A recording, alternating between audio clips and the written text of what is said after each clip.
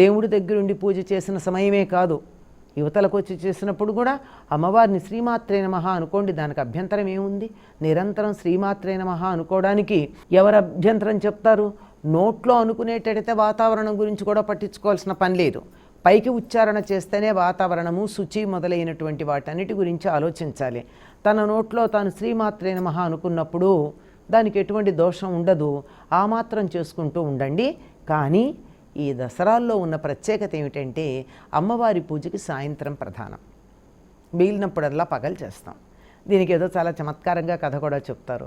శివుడు నాకు ఒక్క రాత్రిపూట నేను ఆవిర్భవించాను గనక నాకు రాత్రిపూట పూజ చేయించుకునే అవకాశం ఇమ్మని అడిగితే, అయితే నవరాత్రుల్లో నాకు ఇచ్చేసే 9 రాత్రులు ఉందిట.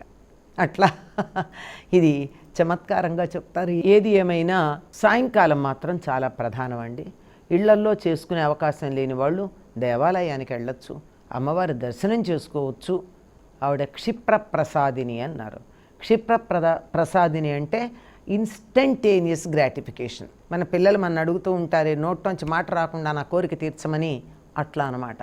అడిగింది అడిగినట్టుగా అడిగిన వెంటనే ఏమాత్రం ఆలస్యం చేయకుండా అనుగ్రహించేటటువంటి తల్లి కనుక మనం వీలైనంత వరకు ఈ 9 రోజుల్ని సద్వినియోగం చేసుకుని అమ్మవారిని ఉపాసన చేసి, ఉపాసన అంటే దగ్గర ఉండడం.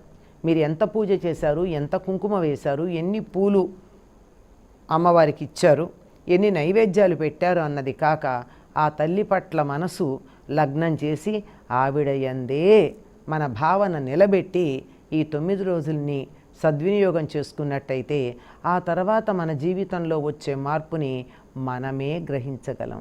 అన్నపూర్ణే సదాపూర్ణే శంకర ప్రాణవల్లభే జ్ఞానవైరాగ్య సిద్ధ్యర్థం భిక్షాందేహీంచ పార్వతి అని అమ్మవారిని మనం ప్రార్థన చేస్తూ ఉంటాం.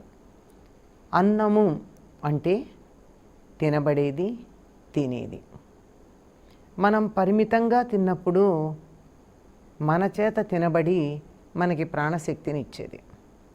దానిని కావలసినంత కాక అధికంగా తినడం మొదలైనవి చేసి దుర్వినియోగం చేసినప్పుడు అది మనని తింటుంది. అన్నాన్ని గురించి మనకి పెద్ద ఒక సూక్తమే ఉంది వేదంలో, అన్న సూక్తం అన్న పేరుతో.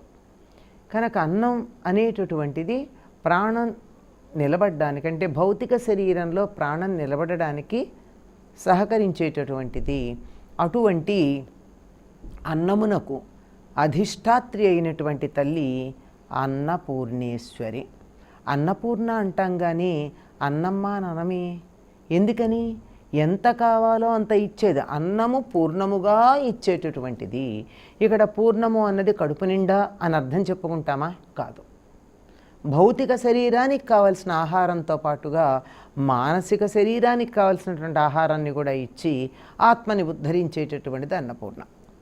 ఏమిటి మానసిక శరీరానికి? మనస్సుకు కూడా ఆకలి ఉంటుంది. ఏమిటి మనస్సుకుండే ఆకలి? జ్ఞానతృష్ణ. ఇంకా ఇంకా ఇంకా తెలుసుకోవాలి, జ్ఞానాన్ని పొందాలి, మరింత విశేషాలని, విజ్ఞానాన్ని సముపార్జించుకోవాలి అనేటటువంటి కోరిక మనసుకు ఉండేటటువంటి ఆకలి. అటువంటి ఆకలిని కూడా తీర్చగలిగింది. అందువల్ల ఆవిడని ఏమన్నాము, ఏమని ప్రార్థిస్తున్నాము? జ్ఞానవైరాగ్య సిద్ధ్యర్థం భిక్షాందేహి చ పార్వతి. జ్ఞానమును వైరాగ్యమును నాకు ప్రసాదించాలని దాన్ని భిక్షగా పెట్టమని అడుగుతున్నాం. జ్ఞానం దేనికి అంటే జ్ఞానం కలిగిన తరువాత వైరాగ్యం కలుగుతుంది. ఈ జ్ఞానము కలిగి వైరాగ్యం కలుగుతుందనడానికి సంకేతం అన్నమే ఉదాహరణగా మనకు కనపడుతుంది. ఎట్లా? మిగిలినటువంటి ఏవైనా సరే ఎంత ఇచ్చినా చాలు అని ఎవ్వరూ అనరండి. ఎంత ఇచ్చినా ఇంకొంచెం ఇస్తే పర్వాలేదు కదా, వాళ్ళకి చాలా ఉంది కదా, నాకు ఇంకొంచెం ఇస్తే వాళ్ళకి నష్టం ఏమిటి అనేటటువంటి భావన ఉంటుంది. కానీ ఆహారం విషయంలో ఇప్పుడు నువ్వు తిను అని గనక అన్నట్టయితే ఎంత పెట్టినా వాళ్ళు తినగలిగినంతే తింటారు, ఆ తర్వాత వద్దంటారు. వద్దనడం వరకు పర్వాలేదు, కానీ ఇంకొంచెం ఎక్కువ పెడితే విరక్తి పుడుతుంది.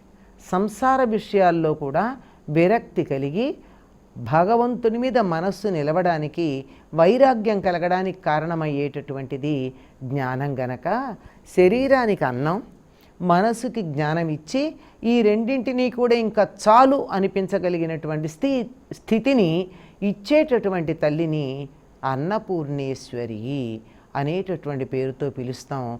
ఈ అన్నపూర్ణేశ్వరి కాశీ నగరంలో